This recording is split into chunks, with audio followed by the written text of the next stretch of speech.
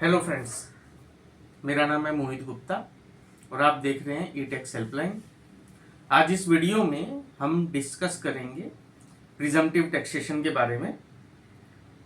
Income tax act 1961 को compare करेंगे income tax act 2025 के साथ। 61 एक्ट में 3 सेक्शंस थे प्रिजम्पटिव टैक्सेशन के, 44 AD, 44 ADA and 44 AE। 2025 act में सिंगल सेक्शन बना दिया है, सेक्शन 58, और उसके अंदर ये तीनों ही प्रिजम्पटिव टैक्सेशन की स्कीम्स को मर्ज कर दिया है। हम इस वीडियो में पहले वो पॉइंट्स देखेंगे कि दोनों सेक्शंस को, दोनों रिजीम्स को कंपेयर करेंगे और कहाँ कहाँ डिफरेंस है, और एंड में कुछ क्वेश्चंस मैं ड्रॉप करूंगा और उनके आंसर्स जो है ना आप लोग देंगे कमेंट्स में, क्योंकि ये जो क्वेश्चंस हैं ये जर्नल लिटिगेटिव पॉइंट्स है प्रिजम्पटिव टैक्सेशन के बारे में। तो जब अगर हम कंपेयर करते हैं प्रिजम्पटिव टैक्सेशन को, सेक्शन 44 AD स्पेसिफाइड बिजनेस के ऊपर लगता था। एलिजिबल असेसी, एलिजिबल असेसी कौन था? Individual, HUF, partnership firm excluding LLP, those who are resident in India. 44 ADA के अंदर एलिजिबल असेसी कौन है? Individual and partnership firm excluding LLP। अब 44 AD जो स्टार्ट होता था वो ये कहता था कि excluding notwithstanding anything to contrary contained in section 28 to 43C। Similarly section 58 के अंदर भी एक्सक्लूड किया है सेक्शन 26 से 54 को। सो सिमिलर प्रोविजन है, no expenditure is allowed, depreciation is not allowed, but assets written down value will be reduced every year। presumptive taxation एक बात कहता है section 44 AD as well as ADA, दोनों क्या कहते हैं कि income claimed to be earned by the eligible assessee और 8% और 6% whichever is higher। यहां पे कहीं भी एक्चुअल प्रॉफिट की बात नहीं हो रही। और सिमिलरली सेक्शन 58 भी उसी तरीके से ड्राफ्ट किया इनकम टैक्स एक्ट 2025 का। एक्चुअल प्रॉफिट की कहीं बात नहीं हो रही। Income earned, income claim to be earned by the eligible assessee और 8%, 6% और 50% in case of a specified profession. इसके बाद एक्सक्लूड क्या है, मतलब कौन बंदा प्रिजम्पटिव टैक्सेशन ऑप्ट नहीं कर सकता? Any person carrying out any agency business, any income pertaining to commission or brokerage, और नॉन स्पेसिफाइड प्रोफेशंस। 44 ADA जो है वो क्लियर बात करता है किस चीज की? एलिजिबल प्रोफेशंस की, स्पेसिफाइड प्रोफेशंस की। तो जो प्रोफेशंस हैं बट स्पेसिफाइड नहीं है, तो इसका मतलब ना वो 44 AD ले सकते हैं ना 44 ADA ले सकते हैं। और similar provision section 58 of new income tax act 2025 में भी डाला गया है। तो स्ट्रक्चर बिल्कुल सेम है, कोई चेंज नहीं है। एलिजिबल असेसी की डेफिनेशन सेम है, उसमें भी कोई चेंज नहीं है। देन एलिजिबल बिजनेस में भी कोई चेंज नहीं है। एलिजिबल बिजनेस कौन है? बिजनेस के केस में टर्नओवर लेस देन 2 करोड़ और आप 3 करोड़ तक जा सकते हैं अगर आपकी receipts, cash receipts are less than 5%। Similarly income tax act 2025 में किया है। एलिजिबल प्रोफेशन में क्या है? 50 लाख की लिमिट, लेकिन 50 से 75 पे जा सकते हैं if your cash receipts are less than 5%। Similarly नए एक्ट में है। और 44 AE1 कंपेयरिंग विद सेक्शन 58(2), उसमें भी of table serial number 2 of eight column D, उसमें भी सेम है कि मॉनेटरी जो लिमिट है, जो कैप है, वो बिल्कुल सेम रखा गया। डीम्ड प्रॉफिट भी सेम रखा गया है, 8% एंड 6%। प्रोफेशन के केस में भी 50% पहले था, 50% अब रखा गया है, कोई चेंज नहीं है। और 44 AE में ट्रांसपोर्ट के केस में भी सेम है बिल्कुल कि 12,000 किलो 12 टन से ऊपर का वेट है तो 1000 पर टन पर मंथ और पार्ट देयर ऑफर, और जो बाकी कैरेजेस है उसमें 7500 पर व्हीकल पर मंथ, तो सेम रखा गया है। अब आप आ जाइए allowability of deductions and set off losses. पुराने एक्ट में सेक्शन 30 से 38 के जो है एक्सपेंसेस थे वो प्रिज्यूम किया जाता था कि आपने सारे के सारे अवेल कर लिए हैं, लेकिन आपको चैप्टर 6A की डिडक्शंस अलाउड थी। चैप्टर 6A की डिडक्शंस अलाउड थी। Also intra head and inter head जो लॉसेस थे उनका सेट ऑफ भी आपको अलाउड था। आप सेक्शन 44AD अगर पढ़ेंगे, 44AD2 और सेक्शन 58(4) ऑफ न्यू एक्ट पढ़ेंगे तो आपको डिफरेंस पता लगेगा। 44AD2 ने क्या कहा, उसने कहा कि सेक्शन 30 से 38 की आपको डिडक्शन, सारी की सारी डिडक्शन मिल गई है, लेकिन आपको चैप्टर 6A की डिडक्शन अलाउड थी और साथ में आपको सेट ऑफ लॉसेस भी परमिसिबल था as per the carry forward and set off rules. लेकिन अब जो सेक्शन 58(4) आया है नए एक्ट का, मैं उसको आपके लिए पढ़ देता हूं। वो क्लियर बोलता है, एनी लॉस, अलाउंस और deduction allowable under the provision of this act shall not be allowed against the income computed in the manner specified in subsection 2। तो ये स्टार्ट हो रहा है एनी लॉस, अलाउंस और डिडक्शन अलाउेबल, मतलब कि section जो 26 से 54 की डिडक्शंस है वो तो आपको नहीं मिलेगी, लेकिन जो पहले चैप्टर 6A की डिडक्शंस थी, जो अब चैप्टर 8C हो गया है, वो भी अब आपको अलाउड नहीं है। और साथ के साथ इंट्रा हेड और इंटर हेड जो लॉसेस थे वो भी अब आपको अलाउड नहीं है। तो ये एक मेजर चेंज आया है allowability of deductions and set off losses का। आप जब सेक्शन पढ़ेंगे आपको कंपेयर करना है सेक्शन 44AD2 विद सेक्शन 58(4), तो आपको पता लगेगा कि allowability of deductions and set off losses में एक बड़ा चेंज आया है। देन उसके बाद friends return down value and depreciation, उसमें कोई चेंज नहीं है, आपको डेप्रिसिएशन अलाउड नहीं है, लेकिन रिटर्न डाउन वैल्यू आपकी हर साल घटती जाएगी as per the depreciation rate applicable upon that asset. Then books and audit and tax audit पे आ जाइए, उसमें भी कोई चेंज नहीं है। सिर्फ एक चेंज क्या आया है, पहले क्या होता था कि ऑडिट ट्रिगर कब होता था, उसमें 3 कंडीशंस होती थी ऑडिट ट्रिगर होने के लिए, कि आपने 44AD ऑप्ट किया है, आप इनकम डिक्लेयर कर रहे हैं प्रिस्क्राइब्ड रेट से नीचे, और आपकी जो टोटल इनकम है वो बेसिक एग्जम्पशन लिमिट जो 3 लाख, 2.5 लाख या 3 लाख जो भी आप न्यू रिजिम ओल्ड रिजिम में लेके चले, तो अगर उससे ज्यादा है तो उस केस में आपको 44AD के केस में ऑडिट करवाना होता था। और जो फर्स्ट टाइम यूजर होता था, जो फर्स्ट टाइम रिटर्न भर रहा है, वो बंदा अगर अपनी इनकम 8% या 6% से नीचे दिखाना चाहता है, तो पुराने एक्ट में क्या था कि वो अपना पूरी बैलेंस शीट बनाए, पूरा P&L बनाए और ITR 3 भरते, तो उसको 44AD में कंपल्सरीली जाने की जरूरत नहीं थी। मतलब you are filing return first time, you are having business income, you are eligible SSC, you are also having eligible business, लेकिन आप 44AD ऑप्ट नहीं करना चाहते और आप अपना पूरा बैलेंस शीट, पूरा P&L बना रहे हैं, books of accounts properly maintain कर रहे हैं, तो आप जो है ना इवन लॉस की या स्पेसिफाइड रेट से नीचे की आप अपनी जो है ना इनकम दिखा सकते थे। अब नए एक्ट में क्या हो गया है कि ऑडिट ट्रिगर करने के लिए 2 कंडीशंस पूरी करनी है। ये सेक्शन 58(3), 58(7) और 58(8) अगर आप पढ़ेंगे इन तीनों सब सेक्शंस को, तो आपको ये कंडीशंस मिल जाएंगी। कंडीशंस क्या है, ऑडिट ट्रिगर होने के लिए अब 2 कंडीशंस है। पहला, income declared below prescribed rate and total income is more than basic exemption limit. तो इस केस में आपने पहले 44AD ऑप्ट किया हुआ है, ऐसी कोई कंडीशन नहीं है। अगर आपने पहले कभी भी 44AD ऑप्ट नहीं किया, आप फर्स्ट टाइम रिटर्न भर रहे हैं, आपकी फर्स्ट टाइम बिजनेस इनकम है जो एलिजिबल बिजनेस इनकम है, स्टिल उस केस में भी आपको प्रिजम्पटिव ऑप्ट करना जरूरी है या फिर ऑडिट करवाना जरूरी है।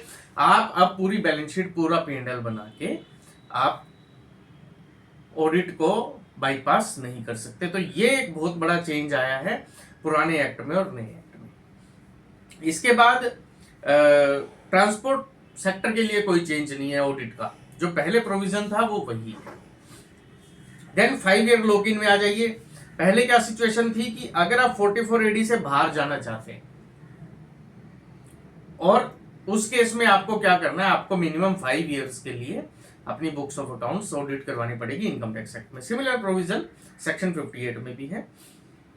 हालांकि ये प्रोविजन सिर्फ और सिर्फ बिजनेस के केस में लगता है, प्रोफेशन के केस में नहीं था, ना पहले था ना अब है। प्रोफेशन के केस में आपके पास फ्लेक्सिबिलिटी है, आप हर साल ऑप्ट इन ऑप्ट आउट कर सकते हैं, लेकिन बिजनेस के केस में वंस ऑप्ट इन तो ऑप्ट आउट करने के लिए 5 साल ऑडिट करवाना आपके लिए जरूरी है। एडवांस टैक्स की अगर हम बात करें तो 44 AD and 44 ADA single instalment में एडवांस टैक्स भर सकते हैं। पहले भी यही प्रोविजन था, अब भी यही है, लेकिन जो ट्रांसपोर्ट बिजनेस वाला है उसको उनको क्वार्टरली अपना एडवांस टैक्स भरना जरूरी है।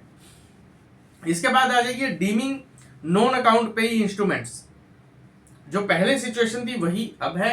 क्या सिचुएशन थी कि अगर आपका चेक है या बैंक ड्राफ्ट है लेकिन नोट अकाउंट पे ही है तो उसको डीम्ड कैश पेमेंट माना जाता था और वो 5% की थ्रेशोल्ड में क्या as a cash payment, as a cash receipt count होता था। तो वही सेम प्रोविजन अभी भी कैरी फॉरवर्ड हो रहा है।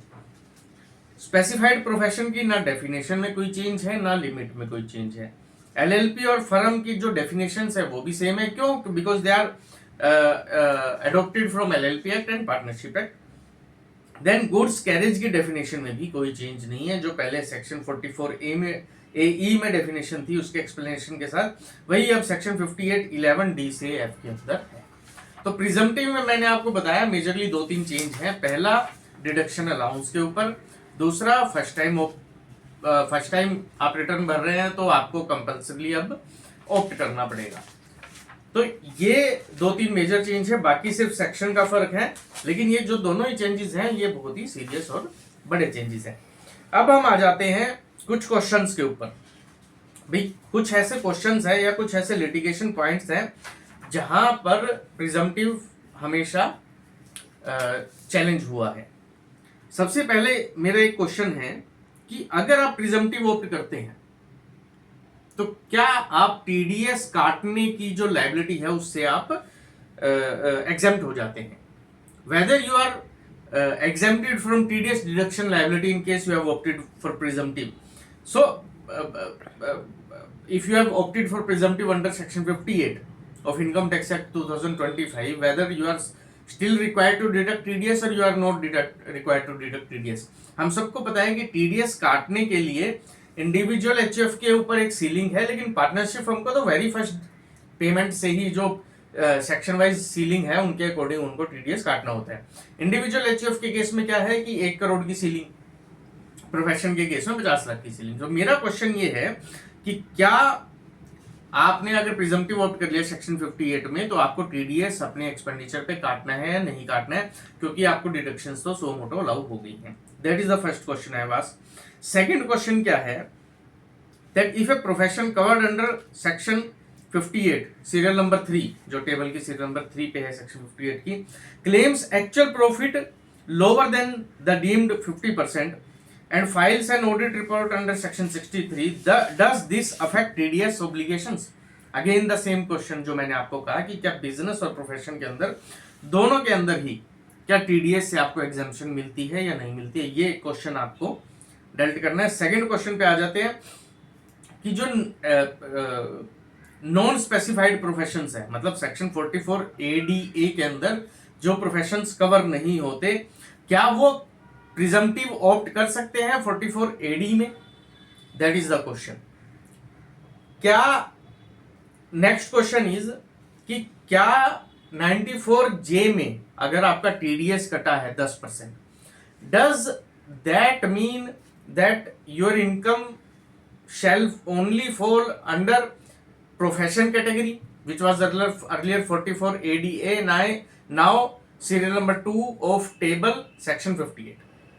अगर आपका 94J में टीडीएस कट गया तो क्या वो अब कंपल्सरी 50% वाले क्लोज में ही आएगा? ये क्वेश्चन, क्योंकि ये इस तरीके की लिटिगेशन हम डील कर रहे हैं। ये नेक्स्ट क्वेश्चन है आपका, क्वेश्चन नंबर 3। इसके बाद मान लीजिए मैं प्रिजम्पटिव ऑप्ट करता हूं और मेरा बिजनेस है, एलिजिबल बिजनेस है, मेरा टर्नओवर 1 करोड़ है, मेरा एक्चुअल प्रॉफिट 30 लाख रुपए है। सेक्शन कहीं मुझे नहीं बोलता कि मुझे अपना एक्चुअल प्रॉफिट दिखाना है। मैंने क्या किया, मैंने 10 लाख रुपए का प्रॉफिट दिखाया और 20 लाख का नहीं दिखाया, तो क्वेश्चन ये उठता है कि क्या सेक्शन 58 या अर्लियर सेक्शन 44 एडी, क्या मैंने उसका नॉन कंप्लायंस किया है या नहीं किया है। दूसरा क्वेश्चन यहां पे क्या उठता है कि जो ये डिफरेंस है 20 लाख का, 30 लैक्स माइनस 10 लैक्स का, वो जो डिफरेंस है क्या वो अंडर रिपोर्टिंग ऑफ इनकम है, मिस रिपोर्टिंग ऑफ इनकम है, और it will fall under any other category of income tax act, और उसके ऊपर अकॉर्डिंगली टैक्स और पेनल्टी लगेंगी। यू गॉट द पॉइंट कि सेक्शन मुझे कहीं भी ये नहीं कहता कि आपको एक्चुअल प्रॉफिट दिखाना है। 30 लाख का एक्चुअल प्रॉफिट हुआ, 10 लाख मैंने दिखा दिया प्रिजम्पटिव से ज्यादा, because section what section says that what section says sum claimed to have been earned by the assessee. So I have claimed that 10 lakhs is the profit which is more than the presumptive rate. अब उस case में जो 30 lakh minus 10 lakh, जो 20 लाख का gap है, पहला question तो ये उठता है कि क्या वो जो 20 लाख मैंने नहीं दिखाया तो मैंने क्या सेक्शन का नॉन कंप्लायंस किया है, नहीं किया है। दूसरा क्वेश्चन, अगर मैंने सेक्शन का नॉन कंप्लायंस नहीं किया तो क्या वो 20 लाख की जो इनकम है वो अगर कल के दिन असेसमेंट हो जाती है तो क्या डिपार्टमेंट उस पर टैक्स मांग सकता है या नहीं मांग सकता, और अगर मांग सकता है तो उसको किस कैटेगरी में डालेगा, मिस रिपोर्टिंग में, अंडर रिपोर्टिंग में, या किसी और कैटेगरी में, और उसके ऊपर टैक्स, इंटरेस्ट, पेनल्टी तीनों लेगा या सिर्फ पेनल्टी लेगा। तो ये क्वेश्चन नेक्स्ट बनता है, और ये एक कॉमन सिचुएशन है जो अराइज होती है। देन इसके बाद आप स्पेसिफाइड प्रोफेशन और नॉन स्पेसिफाइड प्रोफेशन में डिस्टिंग्विश कैसे करेंगे। भाई इनकम टैक्स एक्ट ने कुछ प्रोफेशंस को बता दिया कि these are the specified professions जो 44 एडी ए या फिर 58 टेबल 2 के लिए फॉल करते हैं, और वो क्या क्या है, legal, medical, engineering, architectural, accountancy, technical consultancy, interior decorator and notified professions. और ये नोटिफाइड क्या क्या है आज के दिन, film artist, authorised representative and company secretaries. तो इनके अलावा जो प्रोफेशन है, जो नॉन स्पेसिफाइड प्रोफेशन है, आप डिस्टिंग्विश कैसे करेंगे अपने आप को। मान लीजिए आप मैनेजमेंट कंसल्टेंसी सर्विस देते हैं, तो whether it will fall under presumptive category और it will not fall under the presumptive category. तो नेक्स्ट क्वेश्चन, और इसको आप अटैच कर लिए 94JB के टीडीएस के साथ भी कि 10% का टीडीएस कटा है, तो मैं कैसे बताऊं कि मैं प्रिजम्पटिव में फॉल करता हूं या कैसे बताऊं कि नहीं फॉल करता। देन इसके बाद नेक्स्ट क्वेश्चन आता है कि जब मैं एलिजिबल बिजनेस की बात करता हूं, एलिजिबल एसएससी और एलिजिबल बिजनेस की बात करता हूं, सेक्शन 44 एडी की बात कर रहा हूं प्रिजम्पटिव बिजनेस के केस में, तो क्या बिजनेस सिर्फ गुड्स के लिए ही है या उसमें सर्विस पोर्शन भी कवर होता है। Means business can be of goods only और business can be of goods as well as services only. That is the question. Next question आता है कि क्या कंपनी प्रोफेशनल सर्विस प्रोवाइड कर सकती है, और कंपनी क्या स्पेसिफाइड प्रोफेशनल सर्विसेज प्रोवाइड कर सकती है। डेफिनेटली कंपनी 44 एडीए या प्रिजम्पटिव ऑप्ट नहीं कर सकती, लेकिन क्वेश्चन ये उठता है कि क्या कंपनी प्रोफेशनल सर्विसेज प्रोवाइड कर सकती है या नहीं कर सकती। नेक्स्ट एक क्वेश्चन उठता है कि क्या पार्टनरशिप फर्म में कोई पार्टनर नॉन रेजिडेंट हो सकता है। Can there be a partner who is non resident in a partnership firm. I am not talking about LLP but normal partnership firm. मान लीजिए एक पार्टनरशिप फर्म है, उसके सारे पार्टनर्स रेजिडेंट हैं, लेकिन एक पार्टनर इंडिया से बाहर चला गया और वो नॉन रेजिडेंट बन गया कुछ सालों के बाद, तो क्या उस केस में वो जो पार्टनरशिप फर्म है वो वैलिड पार्टनरशिप फर्म है in the eyes of law. Prime question उसमें भी यही है कि क्या पार्टनरशिप फर्म के अंदर नॉन रेजिडेंट पार्टनर हो सकते हैं या नहीं हो सकते। नेक्स्ट क्वेश्चन जो उठता है कि बिजनेस या प्रोफेशन के केस में मैं अगर प्रिजम्पटिव ऑप्ट नहीं करना चाहता तो क्या बिना ऑडिट करवाए specified ceiling limit which is 6%, 8% और 50% केस ऑफ प्रोफेशन, उससे नीचे का प्रॉफिट बिना ऑडिट करवाए क्या मैं दिखा सकता हूं किसी तरीके से क्या कोई प्रोविजन है, क्योंकि मैंने जो पढ़ा उसके अकॉर्डिंग तो प्रोविजन नहीं है, but still this is a question. अब 44 AD ये कहता था कि अगर आप बाहर जाना चाहते हैं तो 5 साल ऑडिट करवाइए। सेक्शन 58 टेबल सीरियल नंबर 1 भी वही कहता है कि अगर आप बाहर जाना चाहते हैं तो आपको 5 साल लगातार ऑडिट करवाना है।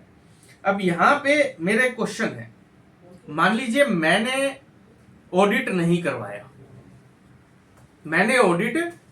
करवाया, तो उस केस में क्या मेरी रिटर्न इनवैलिड हो जाएगी, या मेरे ऊपर किस तरीके का प्रोविजन डिपार्टमेंट, किस तरीके की पेनल्टी या किस तरीके का नॉन कंप्लायंस लगा सकते हैं। That is the first question. Second question कि मान लीजिए मेरे को ऑडिट करवाने की जरूरत ही नहीं है, मान लीजिए मैंने 44 AD से ऑप्ट आउट किया, 2 साल ऑडिट करवाया, उसके बाद क्या हुआ कि मेरी जो टर्नओवर है वो 5 करोड़ हो गई है या 3 करोड़ से ज्यादा हो गई है, और जो एक्सेप्शन थी ऑडिट की, जो 44 AB में थी और अब सेक्शन 63 में है, एक्सेप्शन की अगर आपकी cash receipts and cash payments less than 5% है तो आपको ऑडिट नहीं करवाना। तो क्या 44 AD की एक्सेप्शन में मेरे को स्टिल ऑडिट करवाना पड़ेगा या फिर मैं एग्जेम्प्ट हो जाऊंगा उस साल में? My turnover has exceed the limit specified under section 58 and as per law of section 63 I am not required to get audit, but whether I am still required to get the audit done or not, and if yes, why, if no, why? That is the next question. Next question is कि जैसे law ने कहा कि 2 करोड़ की limit है आपकी eligible business के लिए, और 6% और 8% आपको दिखाना है। 6% for banking, 8% for non banking. आप 3 करोड़ तक जा सकते हैं, 2 करोड़ से 3 करोड़ तक, अगर आपकी नॉन बैंकिंग लेस देन 5% है। तो इस केस में मेरा एक क्वेश्चन उठता है कि क्या 2 करोड़ से ऊपर का जो मेरा सारा पोर्शन है वो compulsorily non banking, compulsorily banking होना जरूरी है, या फिर जो एक्चुअल टर्नओवर है 3, मान लीजिए 2.5 करोड़ की टर्नओवर है मेरी, तो जो 2.5 करोड़ की टर्नओवर है उसका जो बाइफर्केशन होगा बैंकिंग नॉन बैंकिंग का, उसके ऊपर मैं 6% और 8% पे करूंगा। That is the question. Then उसके बाद नेक्स्ट क्वेश्चन आता है कि मैं मान लीजिए 2 बिजनेस करता हूं, एक के लिए मैं 44 AD ऑप्ट करना चाहता हूं और एक के लिए मैं 44 AD ऑप्ट नहीं करना चाहता।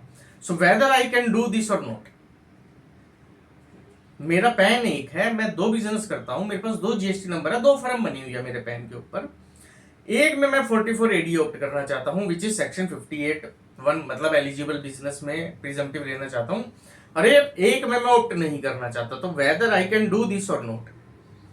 और अगर मैं ऐसा कर सकता हूं तो जो टर्नओवर है मेरी 2 करोड़ 3 करोड़ की, वो सिर्फ उसी बिजनेस की देखी जाएगी या ओवरऑल मेरे पैन की देखी जाएगी।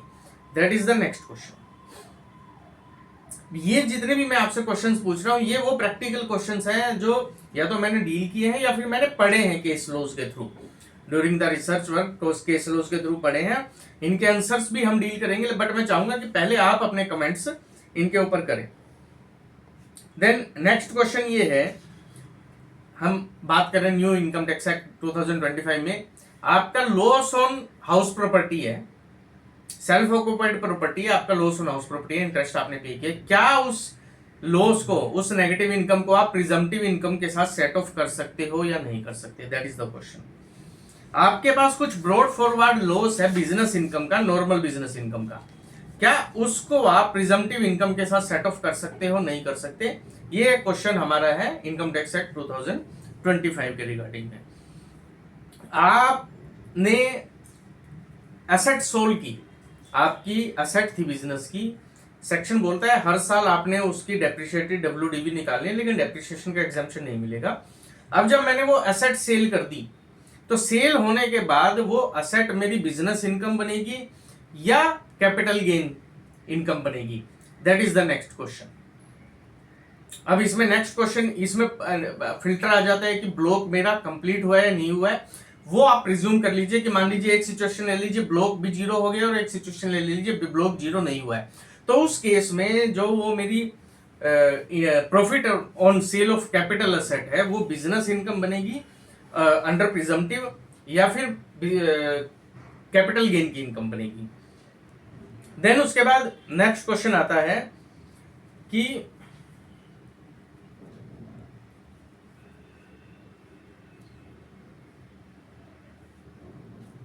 मोटा मोटी मेरे अकॉर्डिंग तो सारे क्वेश्चन हमने कर लिए हैं। हाँ, एक क्वेश्चन आता है कि मैं एक डॉक्टर हूं, मैं स्पेसिफाइड प्रोफेशन है मेरा 44 एडीए या section 58 serial number 2 of table तो सेक्शन 58 में मैं फॉलो करता हूं। मेरे को सैलरी आती है एक हॉस्पिटल से 50 लाख पर एनम की, और मैं प्राइवेट ओपीडी भी करता हूं जिससे 10 लाख रुपए साल के कमाता हूं। तो क्या उस 10 लाख के लिए मैं प्रिजम्पटिव टैक्सेशन ऑप्ट कर सकता हूं, या फिर मेरी सैलरी प्लस प्राइवेट कंसल्टेंसी दोनों को मर्ज करके देखा जाएगा, या फिर वो private consultancy part of salary बनेगा।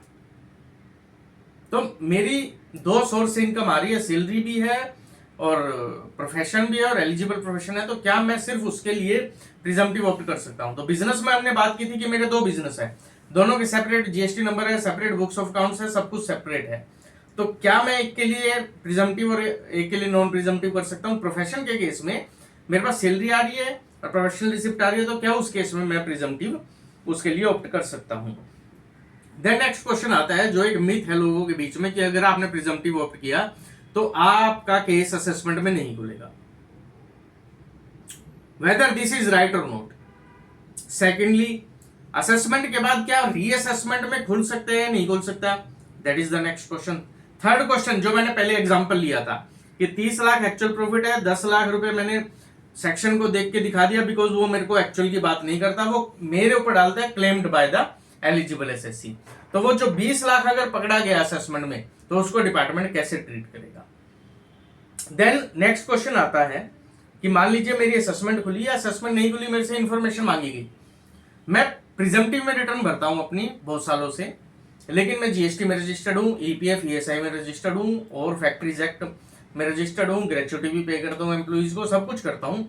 तो क्या इनकम टैक्स डिपार्टमेंट मेरे से वे रिकॉर्ड्स मांग सकता है जो मैंने दूसरे लॉज में मेंटेन कर रखे हैं, और they can only ask the books of accounts और specified documents which I am required to be maintained under the presumptive taxation?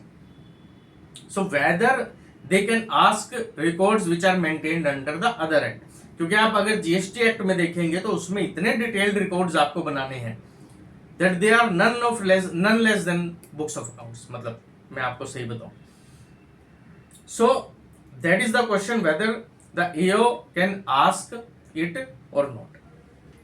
So friends, these are my some questions and these is my analysis that majorly presumptive scheme is same except two things and both are very important, and these are the common questions which have nothing to do with the change in regime of the income tax act, but still these questions are very relevant for the presumptive. सो मैं request करूंगा आप इन questions के answer दीजिए, और in next video we will discuss the answer of these questions. Thank you friends.